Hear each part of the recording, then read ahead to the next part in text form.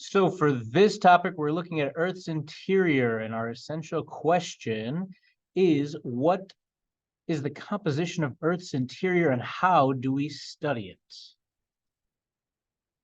Looking at the interior, we're talking about inside of something. So we're wondering what's going on inside the Earth. Last section, we were talking about earthquakes, volcanoes, and plate tectonics.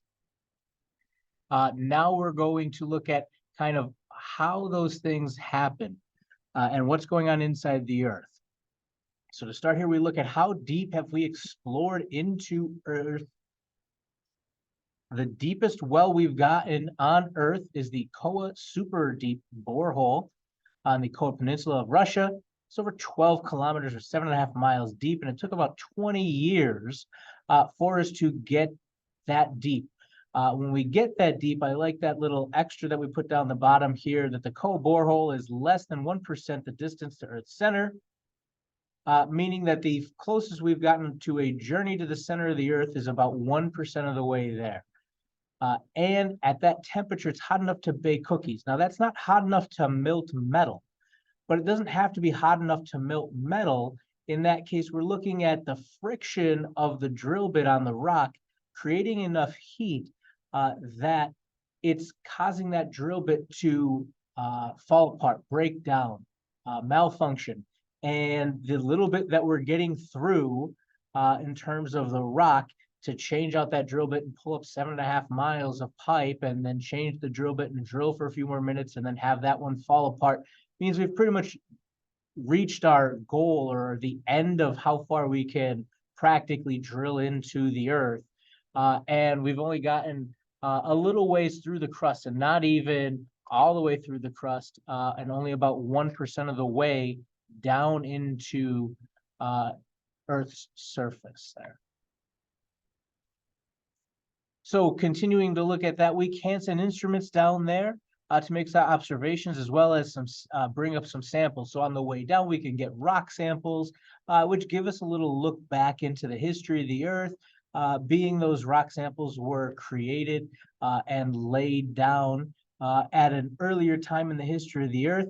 We're probably not finding a ton of fossils at that depth, but we are getting some different types of rock that would give us some clues onto what the ancient environments on Earth were like and what could have happened to that part of the Earth in the past.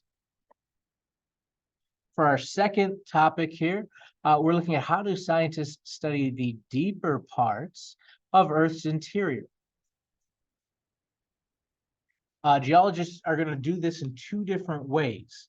They're going to get direct evidence by using rock samples that they're going to drill down into the Earth or mine out of the Earth and collect those rock samples. And the other way is through the direct evidence of volcanoes, bringing that magma up to the surface as lava and giving an idea of what's going on inside the Earth or what the inside of the Earth kind of looks like or is made of.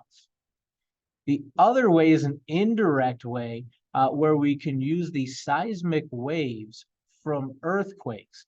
So these seismic waves will vibrate through the inside of the Earth, and the speed of the waves and the paths that they take kind of reveal what's going on inside the Earth. In class, we kind of use the idea of sound waves and light waves and waves vibrating through the desks in the classroom or trains vibrating on the metal tracks.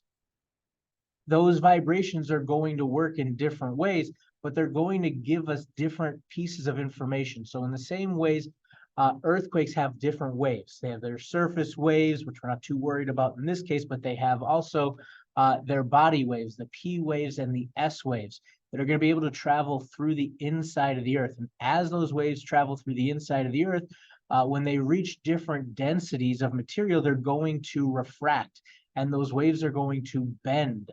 So as they go through the mantle, they're going in one direction. When they then hit the outer core, they're going to change directions. And in some cases, as they hit the inner core, change direction again. And then on their way back out of the core, they're going to be changing direction as well.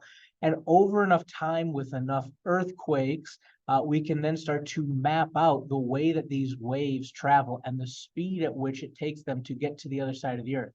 It's also important to note that we have dead zones or shadow zones where the waves in certain areas don't really react, or we don't see any waves from certain earthquakes because of the interior of the earth kind of blocking or refracting, bending some of those waves away from those areas.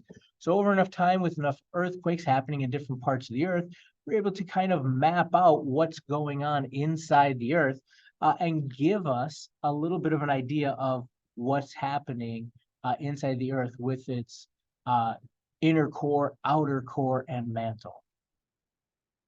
As we look at what's going on to the temperature and pressure inside the earth, we kind of look at these different graphs. With these graphs, we're looking at the difference as we drill down into the earth with the temperature. As we go down, we see the temperature increases. And then when we do that same thing for the pressure, as we drill down into the earth, we see that the atmospheric pressure increases.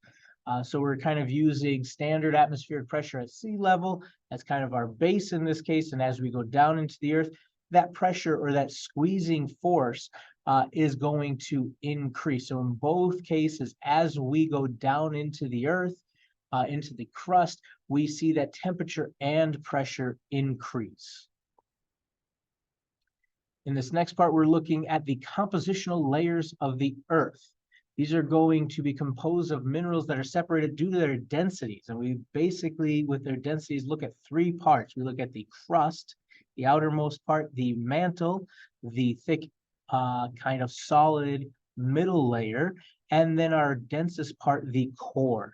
So as we dive a little deeper into these areas, the crust is going to be a brittle, rocky outer layer of the earth that we live on. It's the least dense, lightest layer. Think of tomato soup. If you let it sit, it gets a skin or a film on the top. That crust is kind of similar to what we're living on the outside of the earth, this thin film that kind of cooled on the outside surface of the earth. We have two parts to the crust. We have the oceanic crust and the continental crust. And we kind of went over those in the last section when we talked about plate tectonics as well. So a little bit of a review in that case. With the mantle, this is the very thick middle layer made up of rock. It's very hot, but still solid. And we'll kind of talk about how we divide up those parts of the mantle into different sections and how some of those solids can be pliable or plastic-like and still flow a little bit when we get into the next section. And our last part here for the compositional layers is the core. It's the densest part, the heaviest part. This is mostly made of metal. So by far the densest area, mostly the two metals there, iron and nickel, a lot more iron in the core than nickel, but still a good amount there. These two parts of the core are made up of a liquidy outer part and a solid inner part that we'll spend a little bit more time talking about in a few sections. So next we have the mechanical layers of the earth. With these mechanical layers of the earth, we look at how these layers behave due to their strength, rigidity, and the pressure that they're exposed to or under as we heat things up and kind of squeeze them together under the earth. I also have here that in your notes, you can use these color codes or kind of color them in. I think that's a good way to review some of these diagrams by shading them in, taking a few minutes each night, and at least looking back at them, I think is helpful. So our first outer part here is the lithosphere. Lithosphere made up of the crust and the upper part of the mantle, kind of that transition from crust to mantle, that as it's solidifying and it's hardening, we're getting that kind of rigid upper part of the mantle starting to cool. We think of these as the tectonic plates that float on top of the mantle, and lithos meaning rock in Greek. Sphere referring to the area, so the rocks that make up that area, or the plates for the earth. So lithospheric plates and tectonic plates on the outside. Under that, under the lithosphere, we have the asthenosphere, which is the region of the mantle that's hot, where these rocks begin to flow slowly. We said in the last section, at the rate our fingernails grow, this is kind of the conveyor belt that moves the tectonic plates around. So the asthenosphere is kind of this weak solid area, kind of like a soft solid that's like a plastic. It can flow, but still considered to be a solid in that way. And the next part is going to be our lower mantle. Our lower mantle is going to be heated from Earth's core, and that material is going to, in that mantle, start to rise up, and then it will cool a little bit and sink back down, giving us this convection current. So that cycle of rising warmer material and sinking cooler material leads to these convection currents, or that cycle that will act like a conveyor belt moving the tectonic plates inside the Earth. And then we get to our sixth part here, where we're going to talk a little bit more about the core and answering the question of how does Earth generate its magnetic field. With Earth's magnetic field, we look at a solid inner core that can spin a little faster than the rest of Earth. And that difference in the inner core spinning and the outer core produces this magnetic field. So the streams of flowing iron and molten outer core cause the iron to make magnetic fields like a giant magnet with opposite poles. And this leads to why a compass needle would point north on the Earth. And more importantly, Earth's magnetic field protects us from the sun and the solar wind. The sun gives off some harmful charged particles, and luckily enough, Earth's magnetic field can block those harmful charged particles, and it gives us the aurora, the northern lights and the southern lights, aurora borealis in the north and aurora australis in the south. But that's kind of the way that we know Earth's magnetic field is protecting us from the charged particles of the sun. In this way, we kind of could color in and label these different parts of the compositional layers and mechanical layers. With the compositional layers, starting from the outside, we have the oceanic crust and continental crust on the farther out parts of the Earth. And then underneath that, we would have our mantle, that big middle section inside the Earth. And then finally, we would have the core, the densest part of those compositional layers. When we break it down a little bit differently with the mechanical layers, when we'd start with the lithosphere on the outside. Now that lithosphere is going to be those tectonic plates. So we have oceanic ones and we have continental ones, but that's going to make up our lithospheric plates. Underneath that, we would have the asthenosphere. That's our kind of upper mantle area.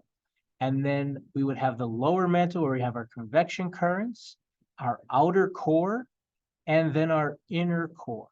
The outer core being a liquid, very hot, and the metals are able to flow and kind of move around. And the solid core, a little bit hotter, but under the immense pressure that's there, it does spin and act like a solid, where the particles are not able to flow like a liquid.